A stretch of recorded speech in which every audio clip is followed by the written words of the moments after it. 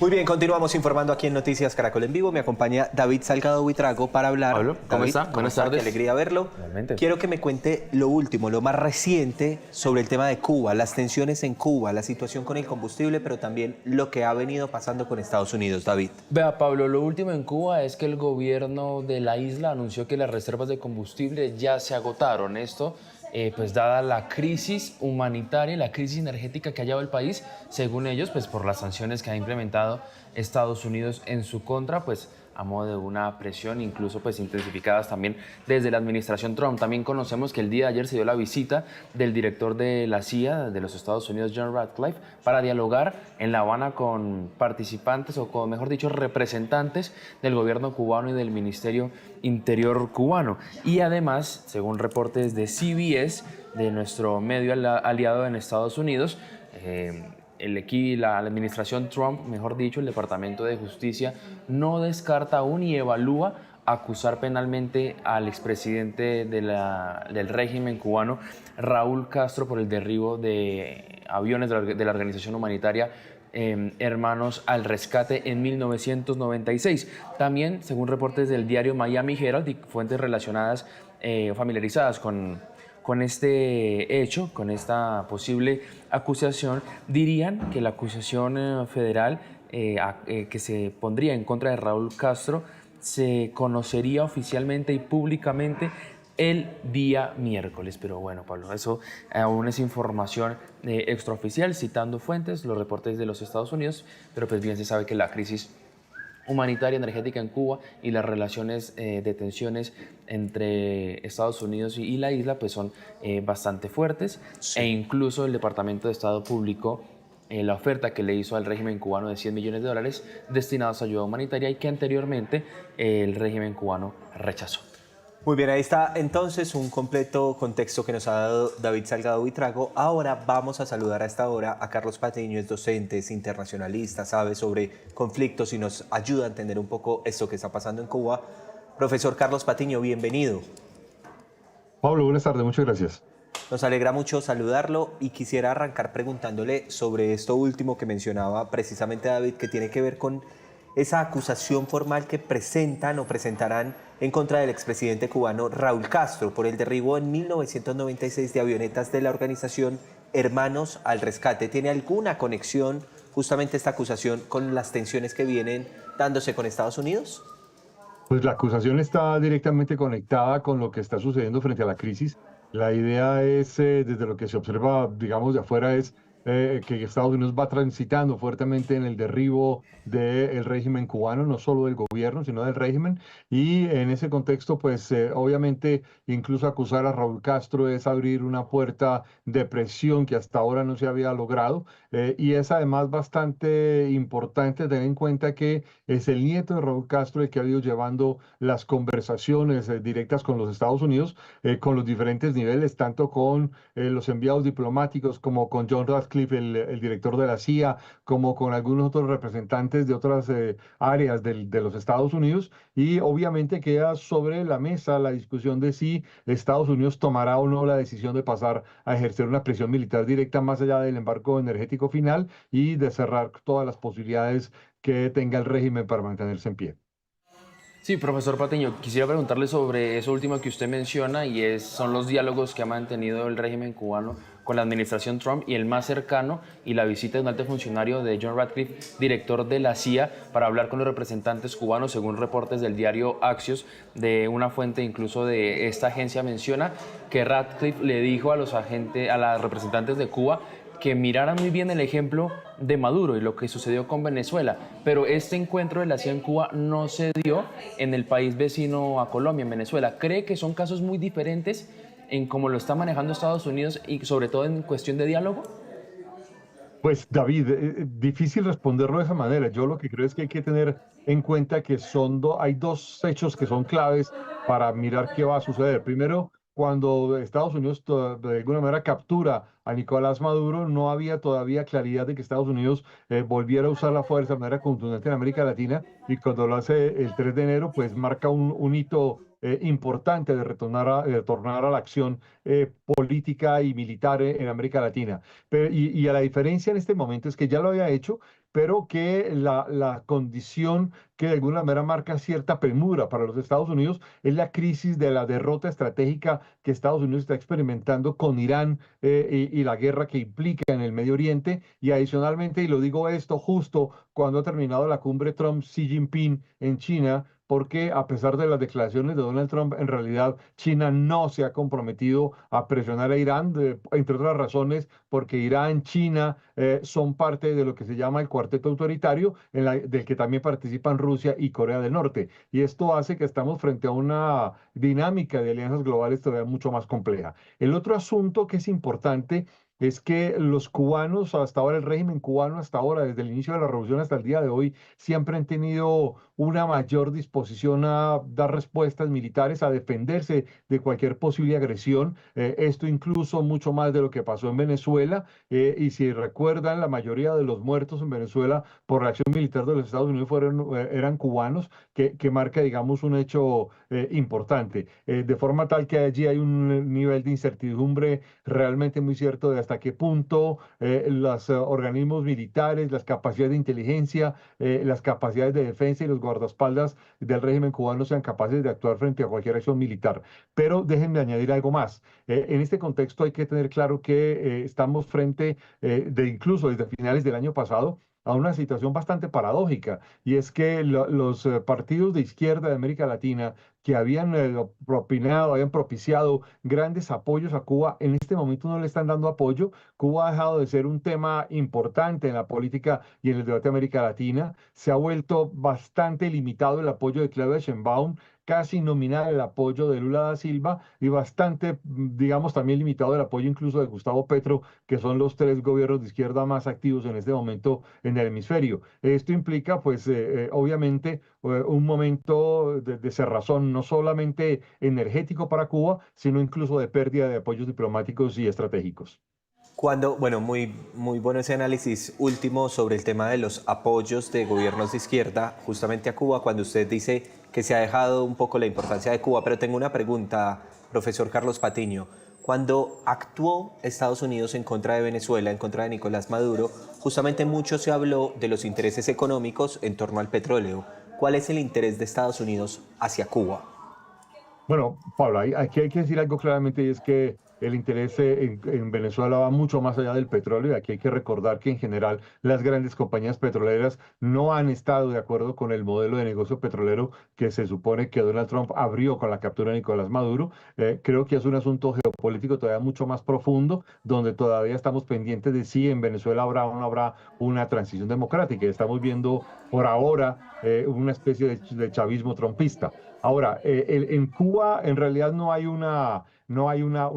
digamos, un interés económico específico, pero sí hay un asunto estratégico muy importante que por un lado es el control del Gran Caribe. Esto fue claramente planteado por un estratega del Departamento de Estado durante la Segunda Guerra Mundial, Nicholas Spykman, pero hay que recordar además que es que para Estados Unidos, y esta es una dimensión de larga duración que no hay que perder de vista, el asunto de Cuba es un asunto crucial incluso desde la primera mitad del siglo XIX, donde para los creadores de los Estados Unidos, los fundadores de Estados Unidos, había una relación fluida entre Cuba y la Florida. Y esa relación fluida pues llevaba necesariamente a una, digamos, a un interés permanente y constante de esa dinámica y de esa forma en que se puede actuar. En ese sentido, creo que allí hay un asunto geopolítico, histórico, que va muchísimo más allá de una simple interpretación funcional económica y también tiene que ver con una competencia global frente a la presencia de poderes extrarregionales, es decir, la presencia de Rusia, Irán, China en América Latina. De esta forma uno puede decir, por ejemplo, que en el caso de Venezuela fueron expulsados estos tres países, Rusia, China e Irán, y quizás el más afectado de los tres es Irán, el segundo más afectado es China, y obviamente allí en el caso de Cuba, pues La Habana ha tenido una relación muy estrecha con Moscú, tanto desde el periodo de la Unión Soviética como desde que Vladimir Putin llegó al poder en el año 2000 a Moscú. Y esto en un momento además de crisis en el que Rusia no tiene cómo apoyar a Cuba, en el que Irán no tiene cómo comprometerse a ningún tipo de apoyo estratégico ni táctico a Cuba, y China no parece estar interesada en un tipo de enfrentamiento de ese estilo, mucho más cuando China tiene en la mira a la isla de Taiwán y obviamente lo que quiere es dejar claro la línea de que su interés es la toma de Taiwán, como bien se lo aclaró Xi Jinping ayer a Donald Trump, y esto genera pues obviamente una situación geopolítica bastante compleja. Profesor Patiño, son varios los hechos que han hecho parte de la campaña de presión de Donald Trump, no solo con con Venezuela, sino ahora con Cuba. Las sanciones, poner arancel a las personas que exporten petróleo a Cuba, por eso la crisis energética, la acusación formal que se conoce después de la visita de la CIA de Raúl Castro, y después publicar, al sacar a la luz, mejor dicho, el Departamento de Estado, la oferta que le hizo de $100 millones en ayuda humanitaria a Cuba, a la isla, y que el régimen cubano rechazó. ¿Por qué razón hacer público ese ofrecimiento? ¿Cree que hace parte de todo ese entramado de presión de Donald Trump? Claro, aquí hay un hecho, David, que es muy importante, y es que desde la semana pasada, por ejemplo, de forma mucho más directa, los funcionarios diplomáticos han presionado para que Cuba abra realice una modificación del modelo económico, permitiendo inversiones directas al sector privado, incluso la creación de un sector privado que esté libre del control de la estructura, digamos, empresarial que manejan los militares. Y aquí habría que recordar que Cuba tiene un complejo empresarial muy importante, manejado entre los militares y los funcionarios del Estado, donde incluso lo que se llama el sector privado en realidad hace parte de una especie de corporación claramente dirigida por el Estado, de forma tal que no hay un sector económico que sea independiente del Estado o que tenga otra perspectiva. Esto también permite aclarar que si bien en este momento la crisis energética está en un momento de agudización, no viene de ahora, ni viene de este último embargo. Es una crisis en la que Cuba lleva por lo menos 40 años de manera permanente, de un modelo económico que no ha podido, digamos, salir de otra forma distinta, aunque sí ha tenido comercio, aunque sí ha tenido intercambios, y finalmente, pues el embargo ha tenido un papel, pero en realidad quizás este sea el momento más clave y más visible de ese embargo. Esto genera, digamos, unas dimensiones realmente muy complejas, y como lo han dicho incluso muchos economistas cubanos, conocedores ya del detalle más explícito y específico de lo que sucede entre la isla, pues allí hay unos mecanismos realmente muy complejos de cómo podría generarse una transición. Esos $100 millones en ayuda humanitaria, entre otras, van básicamente dirigidos a ser puestos para no ser manejados por el Estado ni los funcionarios del Estado, ni que se los puedan apropiar, sino para organizaciones humanitarias y organizaciones privadas que impliquen una especie de reconstrucción de la sociedad cubana. Eso es parte de la crisis compleja para el gobierno cubano, pues porque de alguna manera el régimen comunista pues supone que todo tiene que pasar por la estructura del Estado, y eso es parte de ese intento de no perder el control del manejo de la sociedad cubana. Ya muy bien lo decía David al inicio en el contexto cuando hablaba del tema del combustible, cuando hablaba de la presencia entonces del director de la CIA, todo este contexto, pero entonces viene una pregunta difícil además, pero ¿qué podría venir en los próximos días? ¿Qué podríamos esperar con un gobierno tan incierto como es el de Donald Trump? Pues bueno, David, es que me está haciendo la pregunta de la bola de cristal, y creo que ahí sí es muy difícil responderlo, Sí. pero creo que pues yo no sé, es muy incierto, porque la sospecha que uno personalmente puede tener es que en la medida en que la situación en Irán sea grave, que de hecho es bastante grave, porque es una guerra además creada por el mismo Donald Trump, donde además ha terminado entregándole el estrecho de Hormuz, el control geopolítico del estrecho de Hormuz a la República Islámica de Irán, que además está en el proceso de crear una autoridad que administre el estrecho de Hormuz. Creería yo que en la medida en que eso se agrave, que esa situación se agrave, y en que incluso el liderazgo y la pérdida de autoridad, el liderazgo se ve afectado de Estados Unidos, y la pérdida de autoridad de Estados Unidos a nivel mundial se ve afectada, pues muy posiblemente se acerca una acción contundente dentro de la isla, y obviamente de caída del régimen. El problema que sin lugar a dudas, desde el punto de vista operativo, es que tanto resistirán las capacidades militares y de fuerza de inteligencia. Aquí hay que recordar que Cuba tiene un sistema de inteligencia realmente muy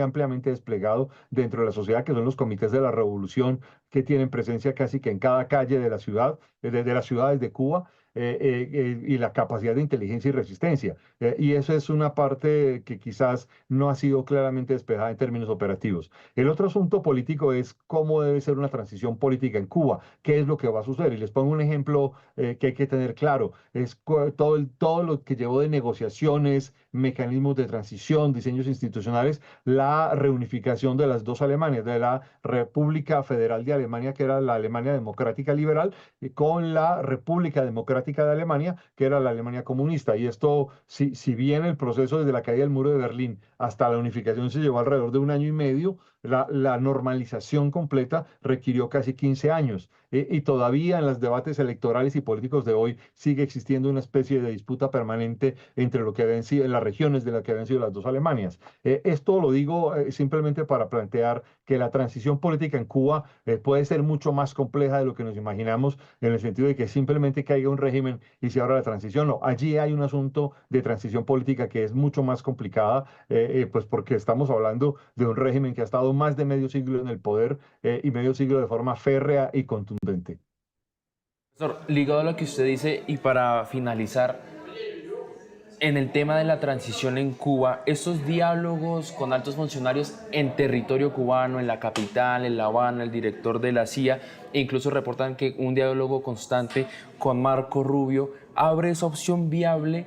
a tener esa transición no a través de una agresión militar como denuncia el régimen cubano, incluso el canciller ya lo ha dicho? Sino una salida dialogada. David, mi sospecha es que en la medida en que el régimen vea posibilidades de mantenerse en pie, de quedarse en el poder, e incluso dialogando, no habrá una salida, no habrá un mecanismo de transición. Es decir, en la medida en que puedan dialogar, se mantendrán en el poder. Y obviamente queda la pregunta si es que hay que estrechar mucho más el círculo del diálogo o imponer un mecanismo de transición mucho más acelerada desde el punto de vista de los Estados Unidos. Yo quiero recordar las conversaciones del gobierno de Barack Obama 2014, 2015, 2016, que llevaron incluso a una regularización de las relaciones entre Estados Unidos y La Habana, con intercambio de embajadas, apertura de oficina de intereses y cosas parecidas, e incluso una apertura a inversiones norteamericanas en algunas áreas. Y en realidad se suponía que el núcleo de esta apertura era una transición democrática que implicara una apertura, una transición liberal de la sociedad cubana y del gobierno cubano y el régimen cubano y una transición democrática, pero esto no se dio. Y obviamente en ese contexto, es muy difícil suponer que un diálogo simple en el que todavía los funcionarios cubanos sigan contando con palancas de poder, pues van a salir y van a entregar el poder de manera directa. Creo que ese es parte del forcejeo que estamos viendo. Muy bien, profesor Carlos Patiño, muchas gracias por estos minutos con nosotros cuando estamos muy atentos de lo que pueda pasar en Cuba, muy en sintonía de lo que está pasando en la isla con todos estos hechos que hemos comentado. Gracias por estos minutos.